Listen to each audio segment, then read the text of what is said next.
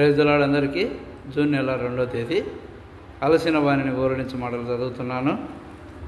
కన్నీళ్లు విడుచుచు విత్తువారు సంతోష గానముతో పంట కోసెదరు. కీర్తనలు 126:5.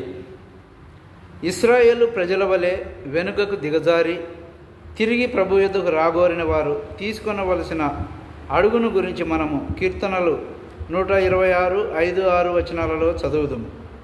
మన అవిధేయత, ఓటమి, పతనములను బట్టి మనము దేవునికి దూరం అయితిమి. మన మొదటి ప్రేమను, ప్రార్థనా భారమును, దేవుని వాక్యమునందరి ఆసక్తిని కోల్పోతిమి.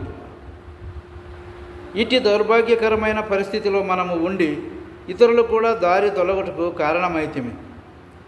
దేవుని ప్రజలు తమ అవిధేయతను బట్టి బబులోనునకు చెరగా కొనిపోబడిరి. 70 సంవత్సరముల అనంతరము వారు పశ్చాత్తాప పడిన తరువాత దేవుడు వాగ్దాన దేశంలోనికి తిరిగి తీసుకొని వచ్చెను. వారు తిరిగి వచ్చినప్పుడు వారి సంతోషము అత్యధికముగా నుండెను. కానీ అది దుఃఖముతోనూ కన్నీటితోనూ మిళితమైనదిగా నుండెను. ప్రభువుతో సహవాసమునకు మనము తిరిగి సమకూర్చబడిన తరువాత కలిగేడి ఆనందము ఎల్లప్పుడూ కన్నీటితో కూడినదిగా నుండును.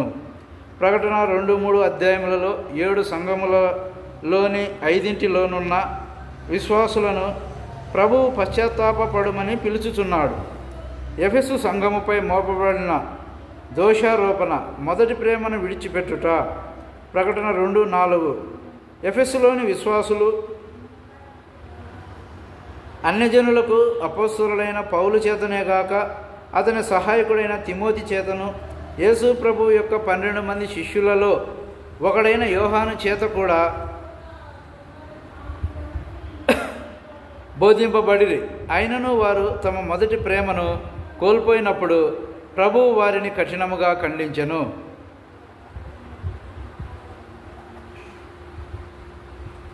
కొన్నిసార్లు మనము కూడా అట్టి అనుభవము కలిగి ఉందుము. మనము శోధనలచే మోసగించబడి చల్లగా శ్రద్ధ లేని వారముగా నగుదుము. మన ప్రార్థనా భారము తగ్గిపోయి నశించు ఆత్మల విషయములో పట్టింపు లేని వారముగా నుందుము. ఇంకనూ దౌర్భాగ్యకరమైన విషయం ఏమనగా ఇట్టి స్థితిలో ఉండి మనము నిశ్చింతగా నుందుము.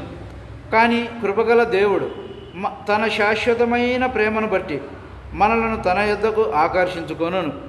మనలను మనము తగ్గించుకొని ఆయన యొద్దకు తిరిగి వచ్చుదుముగాక.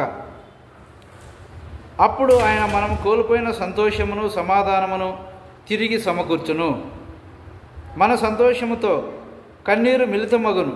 ప్రభువును దుఃఖపరిచిన దానిని బట్టి, మనము కోల్పోయిన అవకాశములను బట్టి, ఇతరులను దారి తొలగించుటను బట్టి మనము కన్నీరు కార్చుదుము. ఇటీ అనుభవములను బట్టి పడిపోయిన విశ్వాసులకు సహాయము చేసిడి శ్రేష్టమైన స్థాయిలోనికి మనము రాగలము. కీర్తనలు 126:5-6 వచనాలలో వలె మనము వారి యొద్దకు కన్నీటితో వెళ్ళగలము. అందరికీ వందనాలు. Thank you.